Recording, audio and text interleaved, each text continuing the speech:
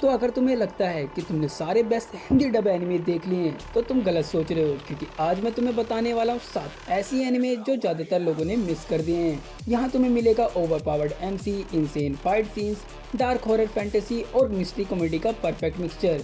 साथ ही साथ ऐसी ग्रिपिंग स्टोरी लाइन की तुम नेक्स्ट एपिसोड देखने पर मजबूर हो जाओगे। तो रेडी हो जाओ अपनी हिंदी डब एनिमे लिस्ट को नेक्स्ट लेवल पर ले जाने के लिए। Even given the worthless appraiser class, I am actually the strongest। सोचो एक ऐसी दुनिया जहां तुम्हारी किस्मत जन्म से ही तय हो जाती है। यहाँ हीरो पैदा होते हैं, बनाए नहीं जाते। अपर रैंक वाले नेचुरली हीरोज होते हैं और लोअर रैंक वाले सिर्फ सर्वेंट्स या फार्मर्स होते हैं। हमारा मेन कैरेक्टर आइन भी इस सिस्टम का एक छोटा सा हिस्सा होता है, जो एक वर्थलेस अप्रेजर होता है जिसे पार्टी मेंबर्स भी इग्नोर करते हैं और उसे रोज बुली भी किया जाता है। रोज की स्ट्रगल और इंसल्ट से परेशान होकर एक दिन वो पहाड़ से कूदकर अपनी जिंदगी खत्म करने की कोशिश करता है। बट जैसे ही उसकी आंखें खुलती हैं, वो एक अलग ही जगह होता है जहां उसकी छुपी हुई स्किल्स अनलॉक हो जाती है और यहां से आइन का 0 लेवल से लेजेंडरी हीरो बनने का सफर शुरू हो जाता है। ये एनिमे एक पावरफुल जर्नी, स्ट्रगल, होप और अनएक्सपेक्टेड ट्विस्ट से भरा हुआ है, जहां एक छोटा सा वर्थलेस रोल भी दुनिया को हिला सकता है। अगर आपको हीरो का एपिक ग्रोथ, स्मार्ट बैटल और थोड़ी सी कॉमेडी देखनी है तो इस एनिमे को मिस मत करना। ये एनिमे आपको यूट्यूब पर हिंदी डब में अवेलेबल हो जाएगी और इस एनिमे में कुछ ऐसे सीन्स भी हैं जिसे गलती से भी फैमिली के सामने मत देखना। सोचो एक ऐसा फाइटर जो दुनिया के स्ट्रॉन्गेस्ट लोगों को हरा सकता है, लेकिन फिर भी इंसानों से लड़ने से डरता है। यह है Garouden the way of the lone wolf. इस एनिमे के मेन प्रोटैगनिस्ट के अंदर एक वुल्फ की स्पिरिट होती है, लेकिन इसी पावर की वजह से वो इंसानों से लड़ने से हमेशा हिचकिचाता है, क्योंकि वो जानता है कि उसका एक गलत मूव किसी की जान ले सकता है। स्टोरी रियल फाइटिंग स्टाइल्स और एक अंडरग्राउंड मार्शल आर्ट टूर्नामेंट के अराउंड घूमती है, जहां दुनिया के बेस्ट फाइटर को बुलाया जाता है और हमारे मेन प्रोटैगनिस्ट को जबरदस्ती इसमें शामिल होना पड़ता है। शुरुआत से क्लियर हो जाता है कि हमारे मेन प्रोटैगनिस्ट का अतीत उसका पीछा नहीं छोड़ रही है। एक टाइम था जब उसने एक इंसान की जान ले ली थी और तब से वो अपने गिल्ट और यादों से भाग रहा है। अब उसने ऐसा क्यों किया, ये मिस्ट्री तुम्हें एनिमे में पता चल जाएगी। ये कोई टिपिकल सोनन या फैंटेसी एनिमे नहीं है। इसमें अलग अलग फाइटिंग स्टाइल्स को दिखाया गया है, जहां पावर से ज्यादा स्किल, स्ट्रेटेजी और टेक्निक मैटर करती है। एनिमेशन स्टाइल थोड़ा अलग है, सीरियस और मैच्योर टोन के साथ। No over the top powers, सिर्फ pure hand to hand combat fight. और हाँ, इस एनिमे के मेन कैरेक्टर से ज्यादा अटैच्ड मत हो जाना, क्योंकि कहानी की एंडिंग तुम्हारा दिल तोड़ सकती है।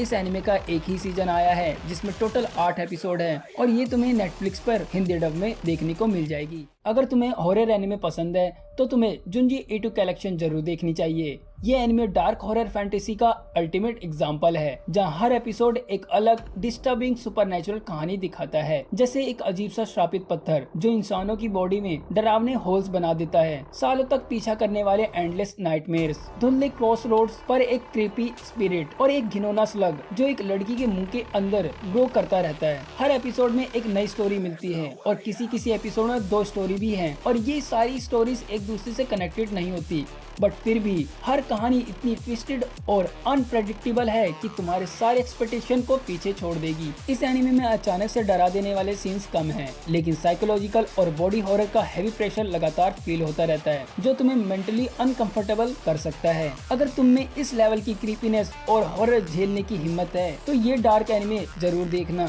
लेकिन अगर तुम कमजोर दिल वाले हो तो इसे बिल्कुल भी ट्राई मत करना। इस एनिमे में टोटल 12 एपिसोड है और एक ओवीए एपिसोड भी है और ये सब तुम्हें यूट्यूब पर हिंदी डब में अवेलेबल हो जाएगी। सोचो फ्रेंच रेवोल्यूशन का टाइम है, जहां लोग ऑलरेडी सिस्टम के अगेंस्ट लड़ रहे हैं और तब एंट्री होती है एक गॉड लेवल वेम्पायर की, जिसपे सनलाइट का भी असर नहीं होता और यहीं से शुरू होती है कैसलवेनिया नोक्चर की कहानी। स्टोरी सेट है 1792 फ्रांस में, जहां रेवोल्यूशन और वैम्पायर्स का रूल टकरा रहा है। इस एनिमे का मेन कैरेक्टर रिक्टर बेलमोंट एक वैम्पायर हंटर है, जो सिर्फ दुश्मनों से नहीं बल्कि अपने फियर और पास्ट ट्रॉमा से भी फाइट कर रहा है। और इस एनिमे का विलन है एल्जबेट, एक डेंजरस वैम्पायर जो खुद को वैम्पायर का मसीहा समझती है और पूरी दुनिया पर राज करना चाहती है। अब क्या रिक्टर इस विलन को रोक पाएगा, वो तुम्हें एनिमे में पता चल जाएगा। साइड कैरेक्टर जैसे एनिट और मारिया स्टोरी में इमोशन, रिविलियन और पावर ऐड करते हैं। एनिमेशन नेक्स्ट लेवल है, मैजिक फाइट फाइट्स ब्रूटल हैं, एक्शन स्मूथ है और बैकग्राउंड म्यूजिक प्योर रेवोल्यूशन का रेस फील कराता है। हाँ, स्टार्टिंग थोड़ी स्लो है, लेकिन जैसे जैसे स्टोरी आगे बढ़ती है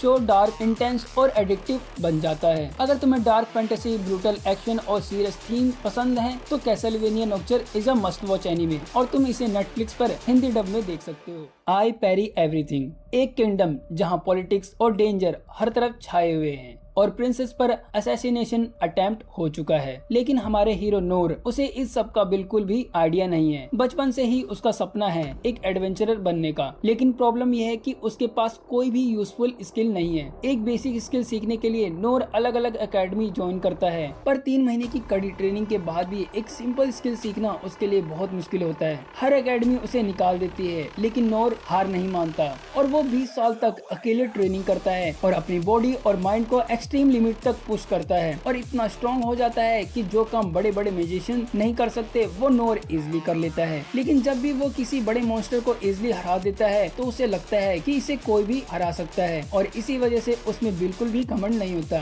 शॉर्ट फाइट, क्रिएटिव कॉम्बैट और माइंड ब्लोइंग एक्शन सीक्वेंस इस एनिमे को सुपर एंटरटेनिंग बना देते हैं। अगर तुम्हें फैंटेसी, एडवेंचर और लाइट कॉमेडी पसंद है तो इस एनिमे को मिस मत करना। और हाँ, इसे भी तुम यूट्यूब पर हिंदी डब में देख सकते हो।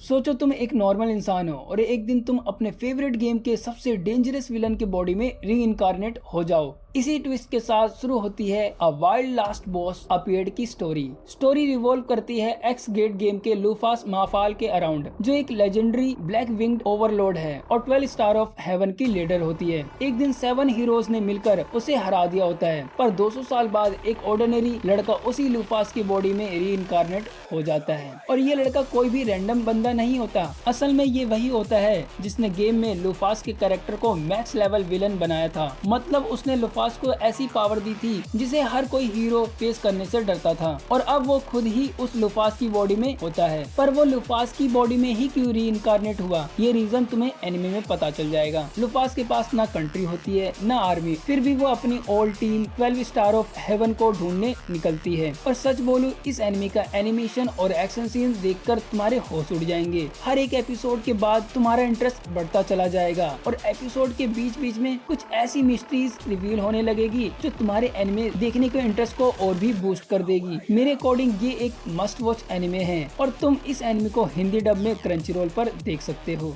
तोजिमा वांट्स टू बी कामेन राइडर। सोचो तुम 40 साल के हो और बचपन से तुम्हारा सिर्फ एक ही सपना था, अपने फेवरेट टीवी शो के सुपर हीरो जैसा बनना। तुम्हें खुद भी पता है कि रियल लाइफ में ये पॉसिबल नहीं है, लेकिन फिर भी सपना सपना ही होता है। यही कहानी है हमारे मेन कैरेक्टर तोजिमा की, जो बचपन से ही एक कॉमन राइडर बनना चाहता है, बिल्कुल वैसा ही जैसे उसने अपने फेवरेट शो में देखा था। लेकिन अब वो 40 साल का एक नॉर्मल अडल्ट बन चुका है जिसका सपना रियलिटी के बोझ के नीचे दब चुका है। पर एक दिन अचानक सब कुछ बदल जाता है जब एक fake shocker gang real world में क्राइम्स करना शुरू कर देती है और वो विलन्स बिल्कुल उसके फेवरेट शो जैसे होते हैं। और फिर बिना किसी सुपर पावर के, सिर्फ अपनी हिम्मत और ऑब्सेशन के सहारे तोजिमा मास्क पहनता है और अपने बचपन के सपने को सच करने निकल पड़ता है। फाइट सीन्स के ट्विस्ट देखकर तुम शॉक्ड हो जाओगे और बीच बीच में आने वाले कॉमेडी सीन्स देखकर तुम अपनी हंसी रोक नहीं पाओगे। अगर तुम्हें एक्शन कॉमेडी एनिमे पसंद है तो इस एनिमे को जरूर ट्राई करना। ये एनिमे तुम्हें क्रंचीरोल पर हिंदी डब में मिल जाएगी। तो ये थी 7 हिंदी डब एनिमे जो तुम मिस कर रहे थे। आई होप तुम्हें ये वीडियो अच्छी लगी होगी, तो वीडियो को लाइक और चैनल को सब्सक्राइब करना मत भूलना, जिससे तुम मेरी आने वाली वीडियो मिस ना करो। तो मिलते हैं नेक्स्ट वीडियो में, अभी के लिए सायोनारा।